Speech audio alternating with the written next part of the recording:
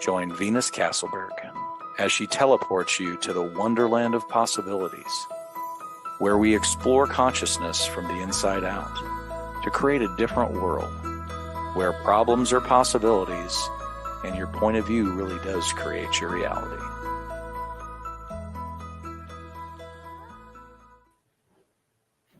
Hello, everyone, and welcome. I am so happy and grateful to be here with you today. Thank you for those of you going to be live and for those of you in the future. I'm here with Mary Case. Some of you might have seen my interview with her I did about a year ago, and we were talking about X-Men. And so we wanted to talk about X-Men a little bit more today. Welcome, Mary. So I'd love for you to share, because I know a lot of times people go, okay, superpowers, we think of, like Superman and can fly, and we think of invisibility or whatever we think of when we think of superpowers. But I know that there's a lot more superpowers out there than we have ever acknowledged. Would you be willing to share with us what kind of your point of view is on superpowers and how they might actualize for us? Yeah, it's such a beautiful topic, really. It just gets me excited every time. And most often our superpowers are the things we don't even notice.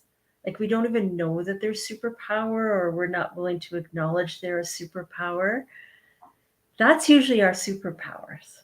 Mm-hmm.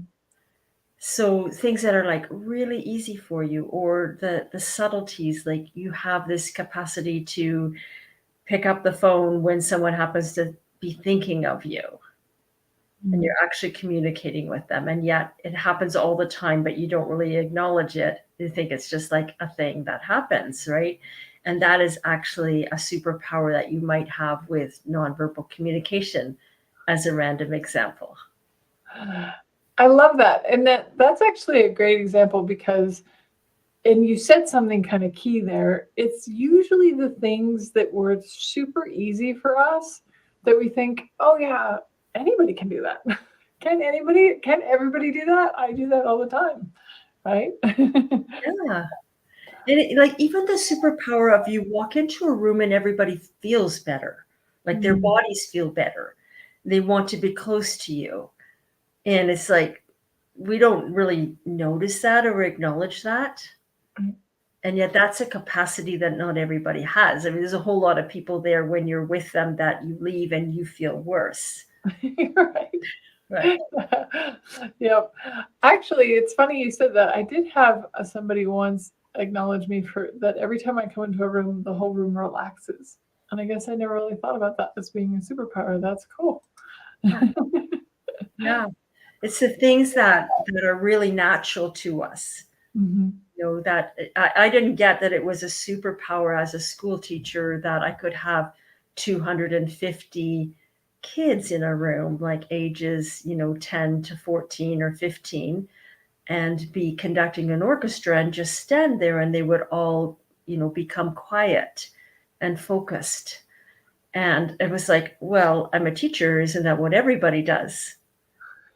And I didn't get for a lot of years that that's actually like the superpower capacity I have with kids.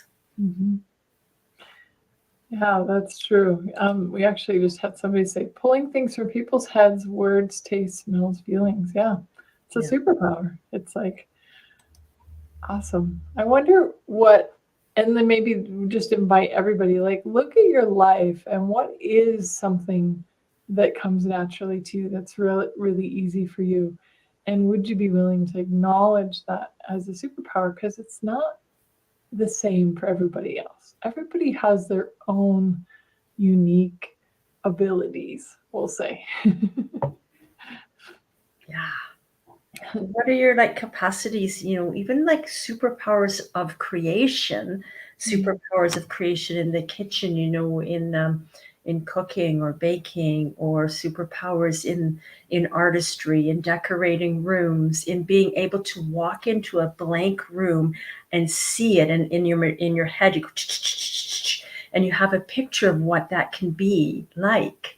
To me, that's a superpower. Right. Yeah. Yeah. Even I have a spatial mathematician. Like I can actually look at a space and know like how much would fit in it. So like if you give me a car and you're like, this is the car and I need to put this much stuff in there, I could tell you if it would actually fit.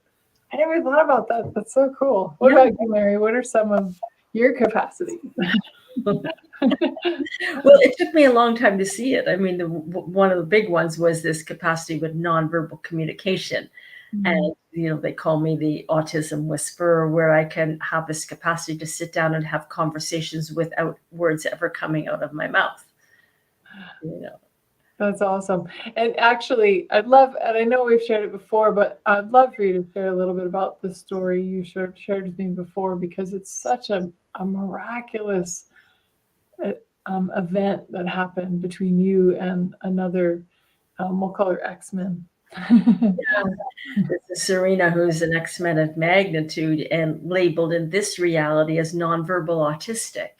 And yet her capacities for communication for verbal is like way beyond how it presents itself in our world. So she and I communicate non-verbally. So we were connecting, and whether I'm physically with her or not, we're always having these conversations. And that's her capacity. That's my capacity. And they sometimes come together. And there's been a real evolution as I'm willing to step into that. She's willing to step into that. All kinds of miracles have unfolded. That's awesome. And I think you sent me a picture of her doing body processes. So how miraculous is that too? Yeah. And that's her superpower, right? It took a while to show up. Her superpower is like, you can experience if she ever puts her hands on you. Like there's this superpower of touch, the depth of healing. Like no words are required. It's just like she touches your body and something changes with your body. That's a superpower. That's awesome. Yeah. Very cool. Well, we have an X-Men class on Friday coming up. And do you want to say something about that, Mary? I'm just really excited for Venus and I to do this together. And it's the X-Men intro, but every time the X-Men intro takes place, it's different depending on who chooses the call. And basically it's looking at ADD, ADHD, OCD, autism spectrum, anywhere we might have made ourselves or others wrong somewhere in the course of life, and looking at that and exploring like what are the capacities there that we're not seeing. Yeah, and we all have it, whether you guys have been actually labeled it or not, we all have it to some degree. So just the willingness to be like, oh, if this wasn't a problem, what possibility could it be? And really looking at everything in your life, everything about you. What if nothing about you was wrong and everything was a capacity and a gift and a possibility? And what a greater world we could live in if everybody could see themselves as that. A little secret. You're not as fucked up as you think you are. Yeah, exactly. And the class is beautiful for exactly that. Like, it's like you look at your life, it's like all these ways your whole life you made yourself wrong, whether it's a messy desk, like whatever it is. And other people have made you wrong. It's like, what if it wasn't wrong? Yeah, but even the willingness to go, like, somebody say, what if it wasn't wrong? But like, what capacity could it be? Right? Like, we think we're so trained that there's a right and a wrong. And if there's no right and wrong, and it just evaporated, what like magic, miracles, mysteries, possibilities are really available inside of that.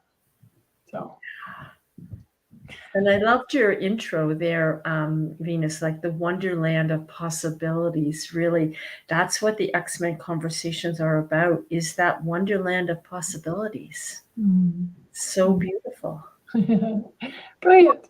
So if you guys dare, if you'd like to come play with us, the link to join us is in the comments. We'd love to have you we really do. I love having these conversations, and I'm super excited to have it with Mary. Thank you, Mary, so much for you and for being here today. You're so welcome. I look forward to creating. When you get two X-Men creating together, it's like, whoa.